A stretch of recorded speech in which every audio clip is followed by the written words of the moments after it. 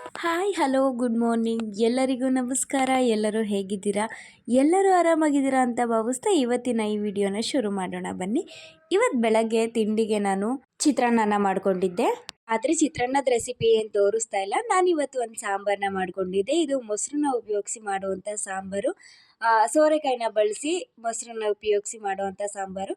ಅದಕ್ಕೆ ಈ ರೆಸಿಪಿನ ನಿಮ್ಮ ಜೊತೆ ಶೇರ್ ಮಾಡ್ಕೊಳ್ಳೋಣ ಅಂತ ಮಾಡ್ಕೋತಾ ಇದ್ದೀನಿ. ಈ ಸಾಂಬಾರು ಮಾತ್ರ ಅದರಲ್ಲೂ ಈ ಬೇಸಿಗೆಗೆ ತುಂಬಾ ಟೇಸ್ಟಿಯಾಗಿರುತ್ತೆ, ತುಂಬಾ ಸಖತ್ತಾಗಿರುತ್ತೆ. ತುಂಬ ಜನಕ್ಕೆ ಮೇ ಬಿ ಗೊತ್ತಿರಲ್ಲ, ತುಂಬ ಜನಕ್ಕೆ ಗೊತ್ತಿರುತ್ತೆ.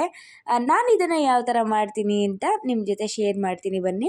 ನಾನು ಮಾಡ್ತಿರೋ ಸಾಂಬಾರು ಹೆಸರನ್ನ ನಾವು ಅಷಾಳೆ ಸಾಂಬಾರು ಅಂತ ಕರಿತೀವಿ. ನೀವೇನಂತ ಕರಿತೀರಾ ನನಗೆ ಗೊತ್ತಿಲ್ಲ. ಇದನ್ನು ಮಾಡೋದು ಈಸಿನೇ, ಆದರೆ ತುಂಬಾ ಟೇಸ್ಟಿಯಾಗಿರುತ್ತೆ. ಒಂದ್ಸಲ ಈ ಖಾರನ ಮಾಡಿಟ್ಕೊಂಡ್ರೆ ನೀವು ಫ್ರಿಜ್ಜಲ್ಲಿ ಆರಾಮಾಗಿ ಒಂದು 10 ದಿನದವರೆಗೂ ಒಂದು ಚೂರು ಹಾಳಾಗದೆ ಅದೇ ಥರ ಇಟ್ಕೋಬೋದು.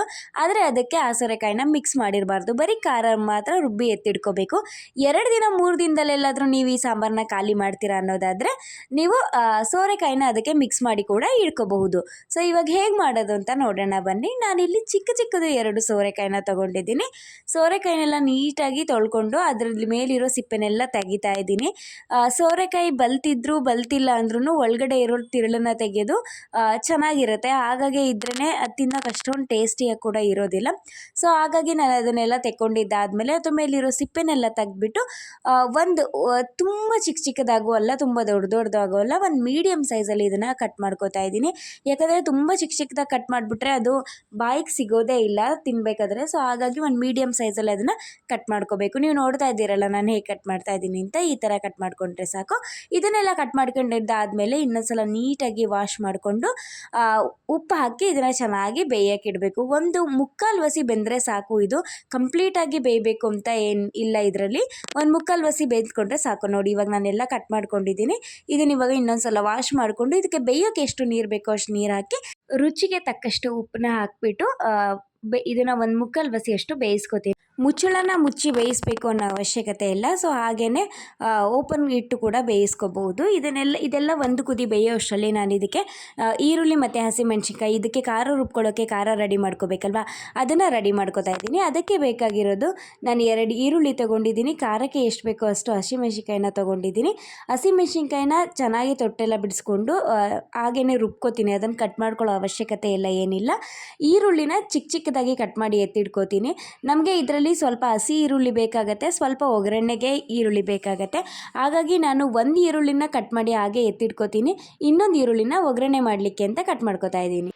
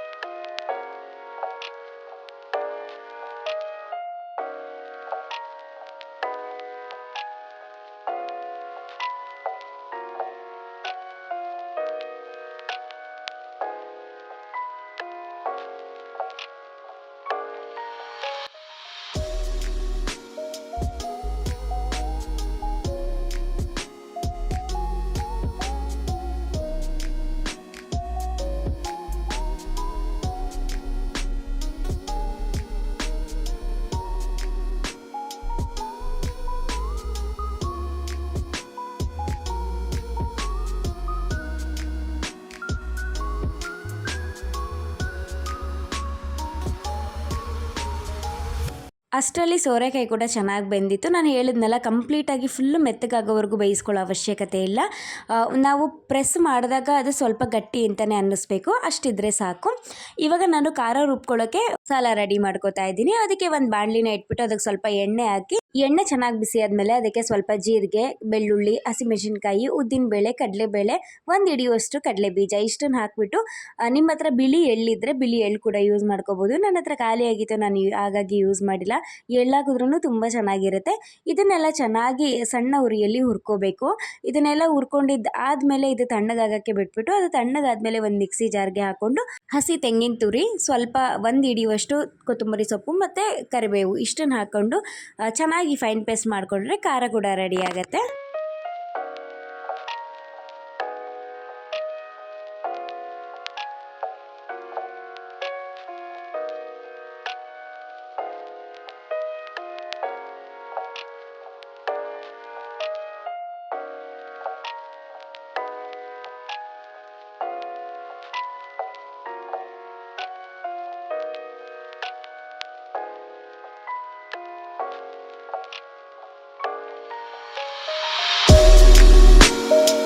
ಎಲ್ಲ ಚೆನ್ನಾಗಿ ಪೇಸ್ಟ್ ಮಾಡ್ಕೊಂಡಿದ್ದಾದಮೇಲೆ ಒಂದು ಬಾಣಲಿನ ಇಟ್ಬಿಟ್ಟು ಆ ಬಾಣಲಿಗೆ ಸ್ವಲ್ಪ ಎಣ್ಣೆ, ಸಾಸಿವೆ, ಜೀರಿಗೆ, ಕರಿಬೇವು, ಹೆಚ್ಚಿಟ್ಕೊಂಡಿರುವಂತಹ ಈರುಳ್ಳಿ ಇಷ್ಟನ್ನು ಹಾಕ್ಕೊಂಡು ಚೆನ್ನಾಗಿ ಫ್ರೈ ಮಾಡ್ಕೋಬೇಕು. ಈರುಳ್ಳಿ ಕಲರ್ ಚೇಂಜ್ ಆಗೋವರೆಗೂ ಚೆನ್ನಾಗಿ ಫ್ರೈ ಮಾಡ್ಕೊಂಡಿದ್ದಾದಮೇಲೆ ಅದಕ್ಕೆ ನಾವು ಏನು ಖಾರ ರುಬ್ಬಿಟ್ಕೊಂಡಿರ್ತೀವಲ್ವ ಆ ಹಸಿ ಖಾರನ ಈ ಬಾಣಲಿ ಒಳಗಡೆ ಹಾಕ್ಬಿಟ್ಟು ಅದನ್ನು ಚೆನ್ನಾಗಿ ಕುದಿಯೋಕೆ ಬಿಡಬೇಕು.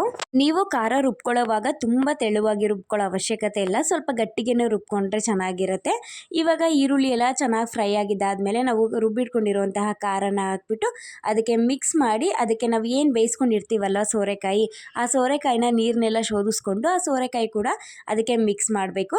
ನಾನು ಕಡಲೆಬೇಳೆನ ಒಂದು 10ರಿಂದ 15 ನಿಮಿಷದವರೆಗೂ ಫಸ್ಟೇ ನೆನೆಸಿರೋ ಅಂಥ ಕಡಲೆಬೇಳೆನೂ ಕೂಡ ನಾನು ಇದಕ್ಕೆ ಮಿಕ್ಸ್ ಮಾಡಿಕೊಂಡು ಮುಚ್ಚಳನ ಮುಚ್ಚಿಬಿಟ್ಟು ಒಂದು 5ರಿಂದ 10 ನಿಮಿಷ ಚೆನ್ನಾಗಿ ಲೋ ಫ್ಲೇಮಲ್ಲಿ ಕುದಿಸ್ಕೊತೀನಿ. ಇದು ಎಣ್ಣೆ ಬಿಡೋವರೆಗೂ ಸ್ವಲ್ಪ ಕುದಿಸ್ಕೊಂಡ್ರೆ ಸಾಕು, ಮತ್ತೆ ಕುದಿಸ್ಕೊಳ್ಳೋ ಅವಶ್ಯಕತೆ ಏನಿಲ್ಲ. ಇದಕ್ಕೆ ನಾನಿವಾಗ ಸ್ವಲ್ಪ ಮೇಲ್ಗಡೆ ಅರಿಶಿನ ಪುಡಿನ ಹಾಕ್ತಾ ಇದ್ದೀನಿ. ನಿಮಗೆ ಕಲರ್ಗೆ ಎಷ್ಟು ಬೇಕು ಅಂತ ನೋಡಿ ಒಂದು ಮೀಡಿಯಮಲ್ಲಿ ಹಾಕ್ಕೊಂಡ್ರೆ ಸರಿ ಹೋಗುತ್ತೆ. ನಾವು ಸೋರೆಕಾಯಿ ಬೇಯಬೇಕಾದ್ರೂ ಸ್ವಲ್ಪ ಉಪ್ಪನ್ನ ಹಾಕಿದ್ವಿ, ಹಾಗಾಗಿ ಇವಾಗ ನೋಡಿಕೊಂಡು ಎಷ್ಟು ಬೇಕು ಅಂತ ನೋಡಿಕೊಂಡು ನೀವು ಉಪ್ಪನ್ನ ಹಾಕ್ಕೊಳ್ಳಿ. ಅದಕ್ಕೆ ಸ್ವಲ್ಪ ನೀರನ್ನ ಹಾಕಿಬಿಟ್ಟು ಚೆನ್ನಾಗಿ ಮಿಕ್ಸ್ ಮಾಡಿ ಮುಚ್ಚಳ ಕ್ಲೋಸ್ ಮಾಡಿ ಬಿಟ್ಟರೆ ಎಣ್ಣೆ ಬಿಡ್ಕೊಳ್ಳೋವರೆಗೂ ಚೆನ್ನಾಗಿ ಫ್ರೈ ಆಗುತ್ತೆ. ಎಣ್ಣೆ ಬಿಡ್ಕೊಂಡಿದ್ದಾದಮೇಲೆ ಪರ್ಫೆಕ್ಟಾಗಿ ಖಾರ ಕೂಡ ರೆಡಿ ಆಗುತ್ತೆ. ಇವಾಗ ಇದನ್ನು ಒಂದು 10 ನಿಮಿಷ ಲಿಡ್ನ ಕ್ಲೋಸ್ ಮಾಡಿ ಚೆನ್ನಾಗಿ ಕುದಿಯೋಕೆ ಬಿಡಬೇಕು. ಮೇಲ್ಗಡೆ ಎಣ್ಣೆ ಎಲ್ಲ ಚೆನ್ನಾಗಿ ಬಿಡ್ಕೊಂಡಿರುತ್ತೆ. ಆವಾಗ ನೀವು ಇದನ್ನು ಇನ್ನೊಂದು ಮಿಕ್ಸ್ ಕೊಟ್ಬಿಟ್ಟು ಆಫ್ ಮಾಡಿದ್ರೆ ಸಕ್ಕತ್ತಾಗಿ ಟೇಸ್ಟಿಯಾಗಿರುವಂತಹ ಸಾಂಬಾರು ರೆಡಿಯಾಗಿರುತ್ತೆ. ಈ ಸಾಂಬಾರು ಈ ಬೇಸಿಗೆ ಕಾಲದಲ್ಲಿ ಮಧ್ಯಾಹ್ನದ ಹೊತ್ತಂತೂ ತುಂಬಾ ಚೆನ್ನಾಗಿರುತ್ತೆ, ತುಂಬಾ ಇಷ್ಟ ಆಗುತ್ತೆ ಎಲ್ಲರಿಗೂ. ಖಂಡಿತವಾಗ್ಲೂ ನೀವು ಈ ರೆಸಿಪಿನ ಒಂದ್ಸಲ ಟ್ರೈ ಮಾಡಿ ನೋಡಿ, ಸಕ್ಕತ್ತಾಗಿರುತ್ತೆ. ಮತ್ತು ಈ ಖಾರನ ನಾವು ಯಾವಾಗ ಬೇಕಾದ್ರೂ ಯೂಸ್ ಮಾಡ್ಕೋಬಹುದು. ನಾನಿಲ್ಲಿ 2 ದಿನಕ್ಕಾಗುವಷ್ಟು ಅಷ್ಟೇ ಮಾಡ್ತಿರೋದ್ರಿಂದ ಯಾವಾಗ ಬೇಕಂದರೆ ಅವಾಗ ನೀವು ಈ ಖಾರನ ಮಿಕ್ಸ್ ಮಾಡಿಕೊಂಡು ಸಾಂಬಾರನ್ನ ಮಾಡ್ಕೋಬಹುದು. ಇವಾಗ ಇದೆಲ್ಲ ಚೆನ್ನಾಗಿ ಎಣ್ಣೆ ಬಿಟ್ಟು ಫ್ರೈ ಆಗಿತ್ತು. ಇವಾಗ ಅದನ್ನು ಎತ್ಕೊಂಡು ನನಗೆ ಎಷ್ಟು ಬೇಕು ಸಾಂಬಾರು ಮಾಡ್ಕೊಳ್ಳೋಕ್ಕೆ ಅಷ್ಟೊಂದು ಮಾತ್ರ ಬಾಣಲಿಯಲ್ಲೇ ಬಿಟ್ಕೊಂಡು ಇನ್ನು ಮಿಕ್ಕಿದ್ದ ಖಾರನ ನಾನು ಎತ್ತಿಡ್ಕೋತಾ ಇದ್ದೀನಿ ಬೇರೆ ಬಟ್ಲಿಗೆ. ನೀವು ಇದೇ ಥರ ಎತ್ತಿ ಇಡ್ಕೋಬಹುದು. ನೀವು ಸೋರೆಕಾಯಿನ ಮಿಕ್ಸ್ ಮಾಡಲಿಲ್ಲ ಅಂದರೆ ಸೋರೆಕಾಯಿನ ಮಿಕ್ಸ್ ಮಾಡಲಿಲ್ಲ ಅಂದರೆ ಅವ್ರು ರುಬ್ಬಿಟ್ಕೊಂಡಿರೋಂತಹ ಖಾರಕ್ಕೆ ಬರೀ ಒಗ್ಗರಣೆ ಮಾಡಿಬಿಟ್ಟು ಆ ಖಾರನ 20ರಿಂದ 25 ದಿನಗಳವರೆಗೂ ನಾವು ಫ್ರಿಜ್ಜಲ್ಲಿ ಆರಾಮಾಗಿ ಸ್ಟೋರ್ ಮಾಡ್ಬೋದು. ಆದರೆ ಅದಕ್ಕೆ ಸೋರೆಕಾಯಿನ ಹಾಕಿರಬಾರ್ದು. ಸೋರೆಕಾಯಿ ಹಾಕಿದ್ದನ್ನು ನಾವು ಒಂದು 3ರಿಂದ 4 ದಿನ ಮಾತ್ರ ಫ್ರಿಜ್ಜಲ್ಲಿ ಸ್ಟೋರ್ ಮಾಡೋಕ್ಕಾಗತ್ತೆ. ಸೊ ಇವಾಗ ನನಗೆ ಸಾಂಬಾರು ಮಾಡ್ಕೊಳ್ಳೋಕ್ಕೆ ಎಷ್ಟು ಬೇಕೋ ಅಷ್ಟನ್ನು ಮಾತ್ರ ಬಾಣಲಿಲೇ ಬಿಟ್ಕೊಂಡು ಇನ್ನು ಮಿಕ್ಕಿರೋದನ್ನು ನಾನು ಫ್ರಿಜ್ಜಲ್ಲಿ ಸ್ಟೋರ್ ಮಾಡ್ಕೋತೀನಿ. ಇವಾಗ ಇದು ಕಂಪ್ಲೀಟಾಗಿ ತಣ್ಣಗಾಗಿಬಿಡಬೇಕು. ಬಾಣಲಿಲಿ ಏನಿದೆ ಅದು ಕಂಪ್ಲೀಟಾಗಿ ತಣ್ಣಗಾದಮೇಲೆ ನಾವು ಗಟ್ಟಿ ಮೊಸರು ಬರುತ್ತಲ್ಲ, ಹುಳಿ ಇಲ್ದಿರೋ ಮೊಸರು, ಅದನ್ನು ಸ್ವಲ್ಪ ಈ ಥರ ಬಾಟ್ಲಿಲೇನೆ ಬದ್ರುಕೊಂಡಿದ್ದು ಆದಮೇಲೆ ಅದಕ್ಕೆ ನೀರು ಎಷ್ಟು ಬೇಕು ಅಂತ ನೋಡಿಕೊಂಡು ನೀರು ಹಾಕಿ, ಈ ಟೈಮಲ್ಲಿ ಉಪ್ಪೇನಾದರೂ ಕಮ್ಮಿ ಇದ್ದರೆ ಅಥವಾ ಖಾರ ಏನಾದರೂ ಕಮ್ಮಿ ಇದ್ದರೆ ಖಾರನ ಇನ್ನೊಂದು 2 ಸ್ಪೂನ್ ಎಕ್ಸ್ಟ್ರಾನ ಹಾಕೋಬೋದು. ಇಲ್ಲ ಉಪ್ಪು ಕಮ್ಮಿ ಇದ್ದರೆ ಈ ಟೈಮಲ್ಲಿ ನೀವು ಉಪ್ಪು ಕೂಡ ಹಾಕೋಬೋದು. ಈ ಸಾಂಬಾರು ಬೆನಿಫಿಟ್ ಏನಂದರೆ ನಿಮಗೆ ಯಾವಾಗ ಬೇಕೋ ಆವಾಗ ಈಸಿಯಾಗಿ ಮಾಡಿ ಇಟ್ಕೋಬೋದು. ಗಟ್ಟಿ ಮೊಸರು ಇದ್ದರೆ ಅದನ್ನು 2 ನಿಮಿಷ ಮಜ್ಜಿಗೆ ಥರ ಮಾಡಿಕೊಂಡು ಅದಕ್ಕೆ ಈ ಖಾರನ ಮಿಕ್ಸ್ ಮಾಡಿದ್ರೆ ಸಕ್ಕತ್ತಾಗಿ ಟೇಸ್ಟಿಯಾಗಿ ಯಮ್ಮಿಯಾಗಿರುವಂಥ ಸಾಂಬಾರು ರೆಡಿ ಆಗುತ್ತೆ. ಇದಕ್ಕೆ ನಮಗೆ ಜಾಸ್ತಿ ಒಂಥರ ಸಾಂಬಾರು ಊಟ ಮಾಡಬೇಕಾದ್ರೆ ಮಜಾ ಕೊಡೋದು ಯಾವುದು ಅಂದರೆ ಹಸಿ ಈರುಳ್ಳಿ. ಈ ಹಸಿ ಈರುಳ್ಳಿನ ಸ್ವಲ್ಪ ಸಾಂಬಾರು ಮೇಲೆ ಹಾಕ್ಕೊಂಡು ಹಸಿ ಕೊತ್ತಂಬರಿ ಸೊಪ್ಪನ್ನ ಹಾಕ್ಕೊಂಡು ತಿಂತಾಯಿದ್ರೆ ಅನ್ನದ ಜೊತೆಗೆ ಸಕ್ಕತ್ತಾಗಿರುತ್ತೆ. ನೀವು ಈ ರೆಸಿಪಿನ ಖಂಡಿತವಾಗ್ಲೂ ಒಂದ್ಸಲ ಟ್ರೈ ಮಾಡಲೇಬೇಕು, ಮಿಸ್ ಮಾಡಬೇಡಿ. ಎಲ್ರಿಗೂ ಇಷ್ಟ ಆಗುತ್ತೆ. ಒಂದು ತುತ್ತು ಅನ್ನ ತಿನ್ನೋರೆಲ್ಲರೂ ಇನ್ನೂ ಸ್ವಲ್ಪ ಜಾಸ್ತಿನೇ ತಿಂತಾರೆ, ಏಕೆಂದರೆ ಅಷ್ಟು ಸಕ್ಕತ್ತಾಗಿರುತ್ತೆ. ನೋಡ್ತಾ ಇದ್ದೀರಲ್ಲ ನೀವು ಏನಾಗಿದೆ ಅಂತ. ಅದಕ್ಕೆ ಅಡುಗೆ ಮಾಡಬೇಕಾದ್ರೆ ಆಗಲಿ ಏನಾದರೂ ಕಟ್ ಮಾಡಬೇಕಾದ್ರೆ ಆಗಲಿ ಸ್ವಲ್ಪ ತುಂಬಾ ಕೇರ್ಫುಲ್ಲಾಗಿರಬೇಕು. ಎಷ್ಟೊಂದು ಕೇರ್ಫುಲ್ಲಾಗಿದ್ರೂ ಈ ಥರ ಒಂದೊಂದು ಸಲ ನೆಡ್ದೋಗ್ಬಿಡುತ್ತೆ. ನಾನು ಕಾಯಿನ ಎಬ್ತಾ ಇದ್ದೆ ಚಿಪ್ಪಿಂದ, ಸೊ ಆ ಚಾಕು ಬಂದುಬಿಟ್ಟು ಡೈರೆಕ್ಟಾಗೇ ಕೈಗೆ ತಾಗ್ಬಿಡ್ತು. ತುಂಬಾ ಬ್ಲಡ್ ಲಾಸ್ ಆಯಿತು. ಬಟ್ ತುಂಬಾ ಪೇಯ್ನ್ ಕೂಡ ಆಯಿತು. ಅದೇ ಪೇಯ್ನಲ್ಲಿ ಅಡುಗೆ ಎಲ್ಲ ಮಾಡಿದ್ದಾಯಿತು. ಇನ್ನೇನು ಮಾಡೋಕ್ಕಾಗುತ್ತೆ, ಮಾಡಲೇಬೇಕಲ್ವ. ಸೊ ಅದಕ್ಕೆ ಇದನ್ನು ತೋರಿಸಿದ ಉದ್ದೇಶ ಇಷ್ಟೇ, ನಾವು ಎಷ್ಟು ಕೇರ್ಫುಲ್ಲಾಗಿದ್ದರೂ ಸಾಕಾಗಲ್ಲ. ಸೊ ಏನಾದರೂ ಈ ಥರ ಆಗೋಕ್ಕೂ ಮುಂಚೆ ಸ್ವಲ್ಪ ಕೇರ್ಫುಲ್ಲಾಗಿರೋಣ ಅಂತ. ಬಟ್ ಬೆಳಗ್ಗೆ ಗಡಿಬಿಡಿಯಲ್ಲಿ ಎಷ್ಟು ಕೇರ್ಫುಲ್ಲಾಗಿ ಮಾಡಿದ್ರೂ ಅದು ಯಾವ ಥರ ಆಯ್ತು ಅಂತ ಗೊತ್ತೇ ಆಗಲಿಲ್ಲ. ಸಡನ್ನಾಗಿ ಕಾಯಿ ಚಿಪ್ಪಿಂದ ಕಾಯಿನ ಹೊರಗಡೆ ತೆಗಿತಾ ಇದ್ದೆ ಕಟ್ ಮಾಡಿಬಿಟ್ಟು ಚಾಕುಲಿ. ಬಟ್ ಅದು ಕಾಯಿ ಚಿಪ್ಪು ಸ್ಲಿಪ್ ಆಗಿಬಿಡ್ತು, ಚಾಕು ಬಂದುಬಿಟ್ಟು ಡೈರೆಕ್ಟಾಗಿ ಕೈ ಚುಚ್ಕೊಬಿಡ್ತು. ತುಂಬಾ ಪೇಯ್ನ್ ಅನ್ನಿಸ್ತಾ ಇತ್ತು. ಸೊ ಅದಕ್ಕೆ ನಿಮಗೂ ಹೇಳ್ತಾ ಇದ್ದೀನಿ, ಅಡುಗೆ ಮನೇಲಿ ಚಾಕು ಯೂಸ್ ಮಾಡಬೇಕಾದ್ರೆ ಅಥವಾ ಮಕ್ಳ ಹತ್ರ ಚಾಕು ಕೊಟ್ಟಾಗ ತುಂಬಾ ಕೇರ್ಫುಲ್ಲಾಗಿರಬೇಕು, ತುಂಬಾ ಹುಷಾರಾಗಿರಬೇಕು. ತುಂಬಾ ಪೇಯ್ನ್ ಆಗ್ತಾಯಿತ್ತು. ಬಟ್ ಏನೂ ಮಾಡೋ ಹಾಗಿಲ್ವಲ್ಲ, ಕೆಲಸ ಮಾಡಲೇಬೇಕಲ್ವ. ಸೊ ಅದೇ ಪೇಯ್ನಲ್ಲಿ ಕೆಲಸ ಮಾಡಿದ್ದಾಯಿತು. ಇವತ್ತು ಶುಕ್ರವಾರ ಆಗಿದ್ದರಿಂದ ಬೆಳಗ್ಗೆ ಬೇಗ ಎಲ್ಲ ಪೂಜೆ ಎಲ್ಲ ಮುಗಿಸ್ಬೇಕು ಅನ್ನೋ ಗಡಿಬಿಡಿಯಲ್ಲಿ ಅಡುಗೆಯನ್ನು ಮಾಡ್ತಾಯಿದ್ದೆ ಅರ್ಜೆಂಟಲ್ಲಿ. ಸೊ ಅರ್ಜೆಂಟಲ್ಲಿ ಮಾಡಬೇಕಾದ್ರೇ ಅರ್ಜೆಂಟಲ್ಲೇ ಕೈ ಕಟ್ಟಾಗೋಗ್ಬಿಡ್ತು. ಏನು ಮಾಡೋದು. ಸೊ ಹಾಗಾಗಿ ಎಲ್ಲ ಕೆಲಸಗಳು ಡಿಲೇ ಆಯಿತು. ನಮ್ಮ ಮನೆಯವರು ಬೆಳಗ್ಗೆನೇ ದೇವ್ರ ಪೂಜೆನ ಮಾಡಿ ಹೋಗಿದ್ರು. ಸೊ ಹಾಗಾಗಿ ನಾನು ನಿಧಾನಕ್ಕೆ ಮಧ್ಯಾಹ್ನ ಮೇಲೆ ಸ್ನಾನ ಮಾಡ್ಕೊಂಡು ಬಂದು ಸಂಜೆ ದೀಪ ಹಚ್ಚೋಣ ಅಂತ ಬರ್ತಾ ಇದ್ದೀನಿ. ಇನ್ನು ದೀಪ ಹಚ್ಚೋಕ್ಕೆ ತುಂಬಾ ಟೈಮ್ ಇತ್ತು. ಸೊ ಹಾಗಾಗಿ ಸ್ನಾನ ಮಾಡ್ಕೊಂಡು ಬಂದು ತಲೆ ಎಲ್ಲ ಬಾಚ್ಕೋತಾ ಇದ್ದೆ. ನೀವಿಲ್ಲಿ ನೋಡ್ತಾ ಇರ್ಬೋದು ತುಳಸಿ ಗಿಡ. ನಾವು ಒಂದು 2 ದಿನ ಇರಲಿಲ್ಲ, ಊರಿಗೆ ಹೋಗಿದ್ವಿ. ಬಟ್ ಬಾಟಲ್ ನೀರೆಲ್ಲ ಇಟ್ಬಿಟ್ಟು ಹೋಗಿದ್ವಿ.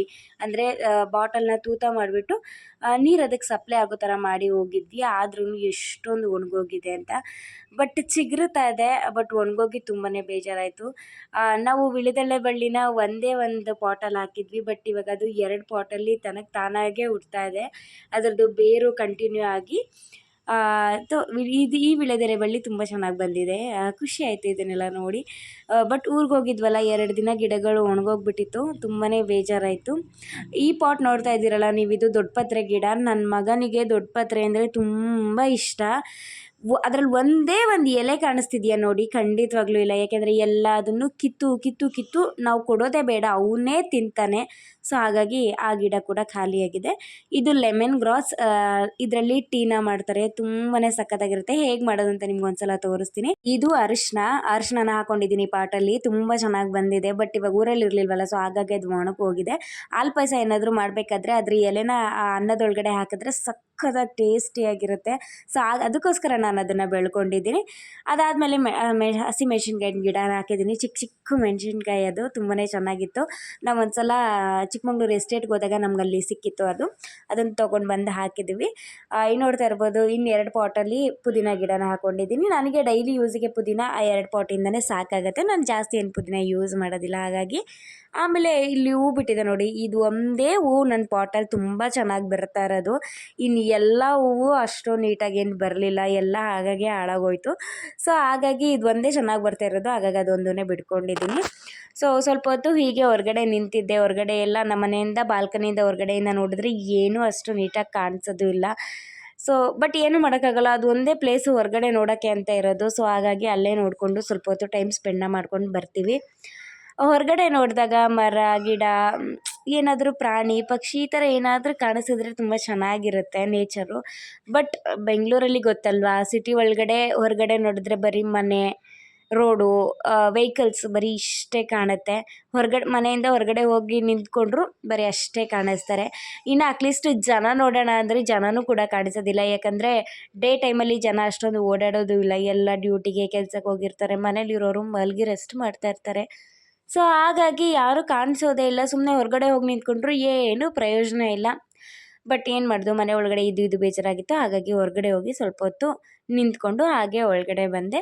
ಸೊ ಒಳಗಡೆ ಬಂದುಬಿಟ್ಟು ನಮ್ಮ ಮನೇಲಿ ಯಾವಾಗ್ಲೂ ಪ್ರತಿದಿನವೂ ಸಂಜೆ ಕಸ ಗುಡಿಸ್ಬಿಟ್ಟು ಮತ್ತು ಬಾಗಿಲಿಗೆ ನೀರು ಹಾಕಿಬಿಟ್ಟು ಸಂಜೆ 2 ಹೊತ್ತು ದೇವ್ರ ದೀಪನ ಹಚ್ತೀವಿ. ಬೆಳಗ್ಗೆ ಹೊತ್ತು ಮತ್ತು ರಾತ್ರಿ ಹೊತ್ತು, ಸಂಜೆ ಹೊತ್ತು ಒಂದು 5ರಿಂದ 6 ಗಂಟೆ ಅಷ್ಟರಲ್ಲಿ ದೇವ್ರ ದೀಪನ ಹಚ್ತೀವಿ. ಇದು ನಮ್ಮ ಕಡೆ ನಡ್ಕೊಂಡು ಬಂದಿರುವಂಥ ಸಂಪ್ರದಾಯ. ನಮ್ಮ ಕಡೆ ಎಲ್ಲರೂ ಕೂಡ ಹಾಗೇ ಮಾಡ್ತಾರೆ.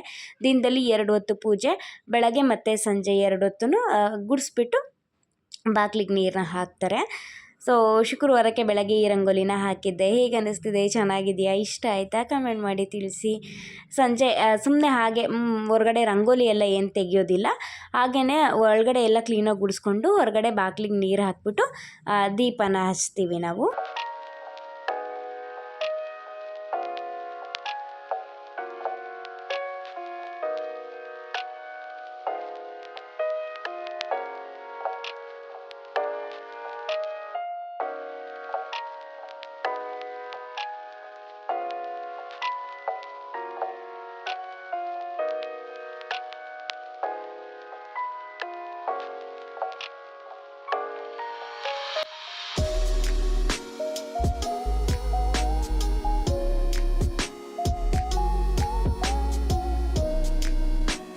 ಪೂಜೆ ಎಲ್ಲಾನು ಮುಗಿಸಿದ್ದಾಯ್ತು. ಪೂಜೆ ಎಲ್ಲ ಮುಗಿಸ್ಕೊಂಡಿದ್ದಾದ್ಮೇಲೆ ನನ್ನ ಮಗಳಿಗೆ ಹೋಮ್ವರ್ಕ್ನ ಮಾಡಿಸ್ಬಿಟ್ಟು ನೈಟ್ ರಾತ್ರಿ ಊಟ ಮುಗಿಸ್ಕೊಂಡು ಮಲ್ಕೊಂಡ್ವಿ. ಐ ಹೋಪ್ ಈ ವಿಡಿಯೋ ಎಲ್ಲರಿಗೂ ಇಷ್ಟ ಆಗಿದೆ ಅಂತ ಅನ್ಕೋತೀನಿ. ಇಷ್ಟ ಆಗಿದ್ರೆ ಲೈಕ್ ಮಾಡಿ, ಶೇರ್ ಮಾಡಿ, ಕಮೆಂಟ್ ಮಾಡಿ. ಮುಂದಿನ ವಿಡಿಯೋದೊಂದಿಗೆ ಮತ್ತೆ ಸಿಗ್ತೀನಿ. Thank you.